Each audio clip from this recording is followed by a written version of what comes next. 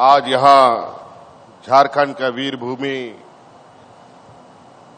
धरती आबा के इस पावन धरती पर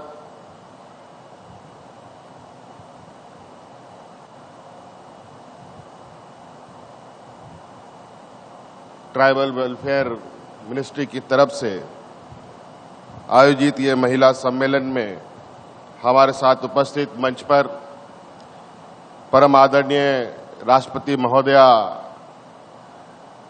श्रीमती द्रौपदी मुर्मू जी, हमारे साथ मंच पर उपस्थित आदरणीय माननीय राज्यपाल झारखंड श्री सीपी राधाकृष्णन जी, हमारे साथ उपस्थित यहां केंद्रीय मंत्री आदरणीय अर्जुन मुंडा जी, यहां उपस्थित केंद्रीय राज्य मंत्री श्रीमती रेणुका सिंह सारूता जी, यहां उपस्थित केंद्रीय राज्य मंत्री जनजातीय कार्य मंत्रालय एवं जल शक्ति के श्री विश्वेश्वर टुडू जी, यहां उपस्थित हमारे खूंटी के स्थानीय विधायक आदरणीय नीलकंठ मुंडा जी, हमारे तोरपा विधायक कोचे मुंडा जी, हमारे तमाड़ विधायक विकास सिंह मुंडा जी, हमारे साथ उपस्थित महिला कल्याण मंत्री जोबा मांझी जी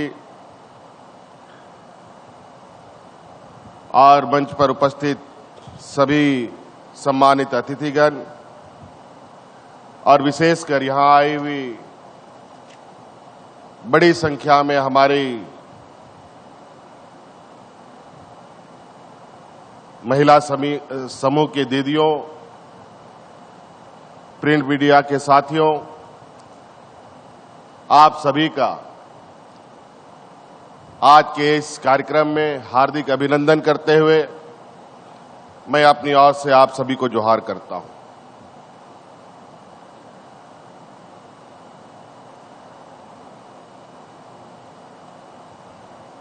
आज यहां केंद्र सरकार के ट्राइबल वेलफेयर मिनिस्ट्री की तरफ से यह कार्यक्रम आयोजित की गई है, ट्राइफेड के माध्यम से, जो मुख्यतः आदिवासी समुदायों के बीच में ये काम करता है। आदिवासियों को वन उपज का सही मूल्य कैसे मिले,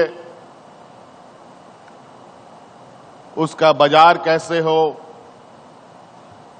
और हमारे आदिवासी भाइयों को आर्थिक रूप से कैसे समृद्ध हो, इस विषय पर यह विभाग काम करती है। आज संयोग से ट्राइबल वेलफेयर मिनिस्ट्री का पूरा मंत्रालय खूंटी पर, सभी मंत्री यहां उपस्थित हैं केंद्र सरकार के और लगभग सभी पदाधिकारी भी यहां उपस्थित हैं। यह बहुत गौरव की बात है और मैं चाहूंगा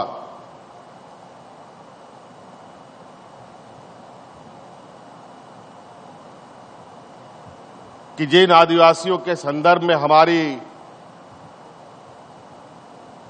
इतनी बड़ी केंद्र और राज्य सरकार की मंत्रालय काम करती हैं,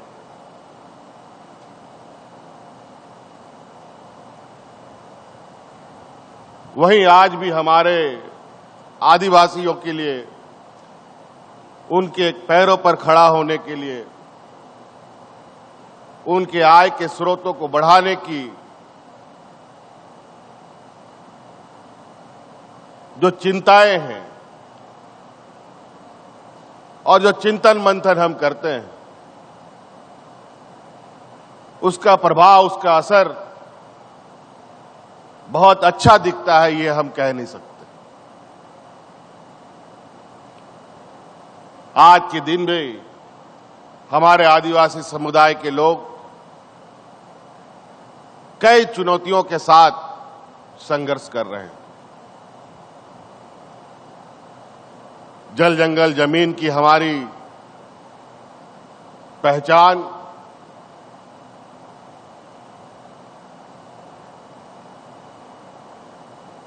वहीं ये राज कोयला, लोहा, तांबा, अभ्रक, यूरेनियम के नाम से भी जाने लगा है।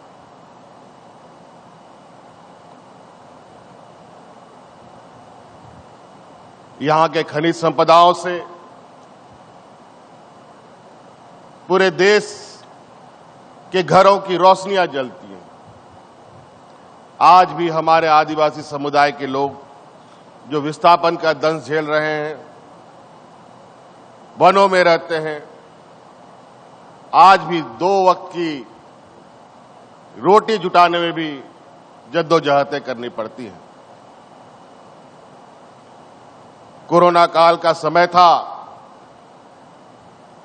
जब राज्य को एहसास हुआ कि इतना बड़ा समूह में यहां से लोग पलायन करते हैं अलग अलग राज्यों में।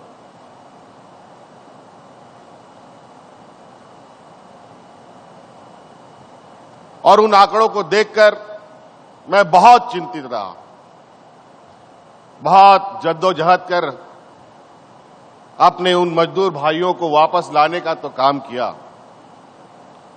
और जब हमने इस विषय पर आगे बढ़ने का कोशिश किया और चिंतन मंथन करने की कोशिश की, तो पता चला कि राज्य अलग होने के 20 साल बाद भी आज के दिन में कोई ऐसे सार्थक प्रयास हमारे यहां के आदिवासियों के बीच में नहीं हो पाया। आप लोग लैम्स, पैक्स, वन समिति के नाम को आप लोगों ने सुना है। किस तरीके से ये स्थिति में है, ये छुपी हुई बात नहीं है। ये सभी चीजें कागजों पर।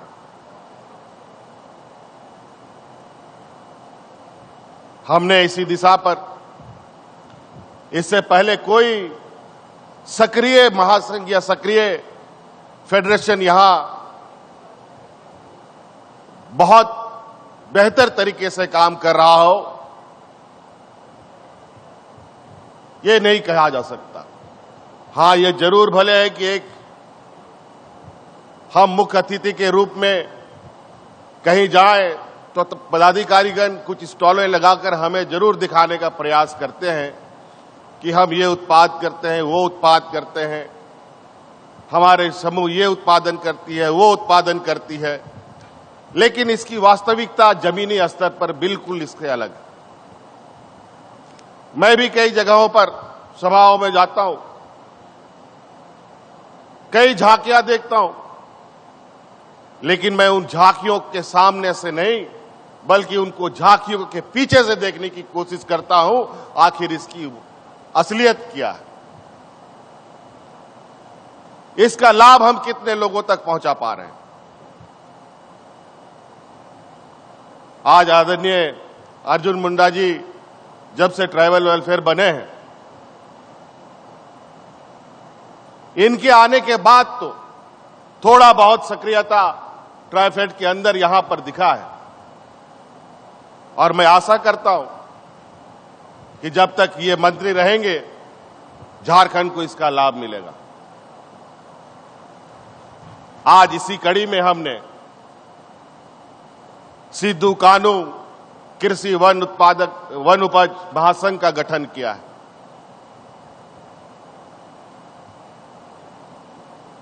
बड़ी तेजी से इस महासंघ को हम लोग सक्रिय करने में लगे हैं। लगभग सभी पंचायत की समितियों को, यूनियनों को इसको गति देने के लिए राशि भी हम लोगों ने उपलब्ध करा दिया है। हम लोगों ने बड़े पैमाने में महिला समूह यहां बना रखा है। जो आप यहां महिला समूह का एसएचजी समूह देख रहे हैं, पूरे राज्य में लगभग 225 सेल्फ हेल्प ग्रुप्स हमारी चलती हैं, जिसमें लगभग 22 लाख महिलाओं को हम लोगों ने जोड़ रखा है और विभिन्न माध्यमों से हम लोग इनको आर्थिक सहायता देकर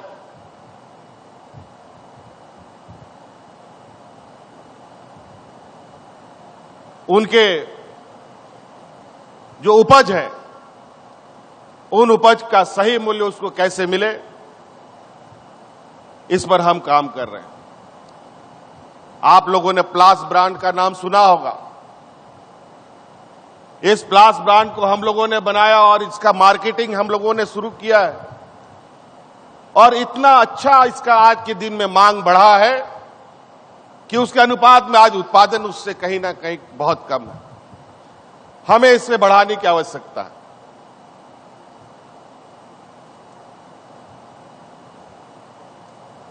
आज कुछ आंकड़े को मैं देख रहा था। आज अगर हम देखें, इस राज्य में 14,000 से अधिक गांव ऐसा है जो वन उपज से सीधे तौर पर जुड़ा हुआ है। 14,000 से अधिक गांव है जहां कई वन उपज जैसे लाह, तसर, चिरौंदी, इमली, शहद, साल बीज, करंज, बेहड़ा जैसा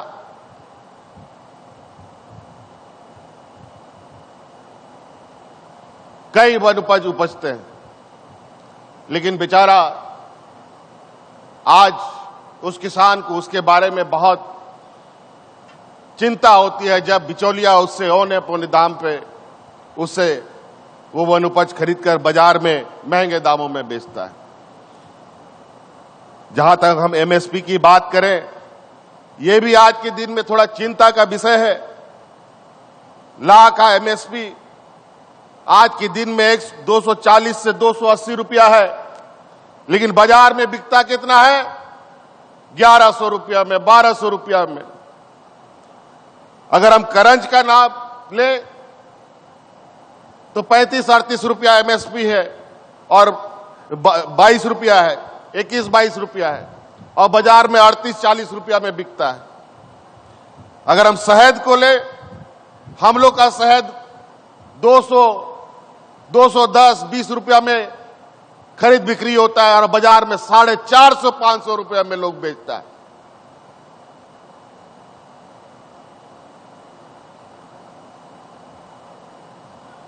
ये कैसा लाभ हम इससे कैसे अपने आदिवासी भाइयों को मजबूत कर पाएंगे?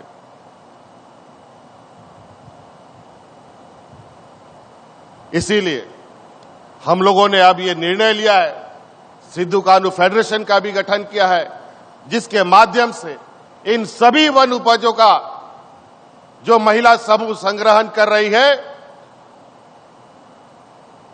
उनको इस फेडरेशन के माध्यम से एकत्रित किया जाएगा और बाजार मूल्य के बराबर हम उन समूहों को मूल्य उपलब्ध कराया जाएगा।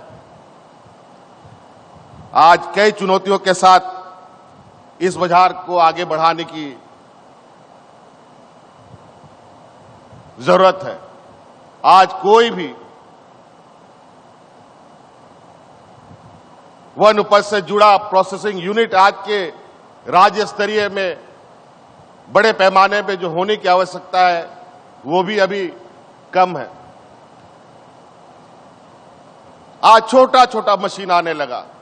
अभी कुछ दिन के बाद हम लोग कृषि मेला लगाने की भी तैयारी कर रहे हैं, जहां किसानों को बड़े पैमाने पर जो आप मूढ़ी बनाते हैं और तरह तरह के चना भूंजते हैं और बाजार में बेचते हैं, वो सब मशीन में बचता है। आज के दिन में मूढ़ी बनता है। पहले तो बालू में लोग घाट के बनाता था।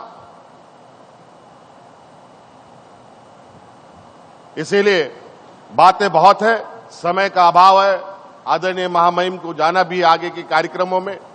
मैं कुछ बातों को अंकित करना चाहूंगा, चूंकि इस देश के सर्वोच्च स्थान पर बैठी एक आदिवासी समुदाय की हमारी महामहिम राज्यपाल महोदया यहाँ हमारे राज्य में पहले राज्यपाल के रूप में भी उन्होंने काम किया और देश के आदिवासियों को दिशा देने का भी मार्ग प्रशस्त कर रही है। इस राज्य के कुछ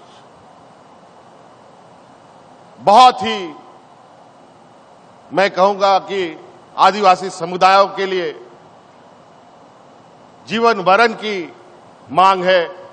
उन सबको कृपया अगर केंद्र से स्वीकृति दिलाई जाए तो निश्चित रूप से इस राज्य के आदिवासियों का वजूद बचेगा। जैसे हम लोगों ने सरनाथ धर्म कोड के बारे में भी कहा, वो भी केंद्र को भेजा है और इस राज्य में जो हो मुंडारी कुड़ुक है इसको 8वीं अनुसूची में शामिल कराने का प्रयास किया जाए ताकि यहाँ के आदिवासियों का मान सम्मान और उनका वजूद बच सके। और केंद्र सरकार राज्य सरकार के साथ बिल्कुल कदम से कदम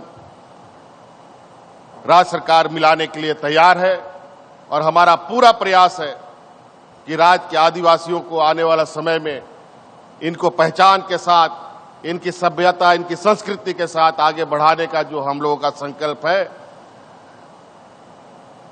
भाषा और भाषा के साथ निश्चित रूप से ये हमारे पहचान का प्रतीक है। इन्हें भी आगे ले जाने का काम करना होगा और इसमें कहीं ना कहीं केंद्र से भी हमें काफी उम्मीदें हैं और ट्राइबल वेलफेयर मिनिस्ट्री से तो बहुत ज्यादा हम उम्मीद करते हैं, क्योंकि हमारे यहाँ जो उसके मंत्री हैं वो हमारे ही राज्य से आते हैं। तो आदरणीय बड़े भाई अर्जुन मुंडा जी से आग्रह करेंगे कि विशेष रूप से इस राज्य के प्रति आपका लगाव होना चाहिए ताकि चाहे वो शिक्षा के क्षेत्र में हो, चाहे रोजगार के क्षेत्र में हो, यहाँ के आदिवासियों को बड़े पैमाने पर मौका मिल सके। इन्हीं बातों के साथ बहुत बहुत धन्यवाद। सबको जोहार।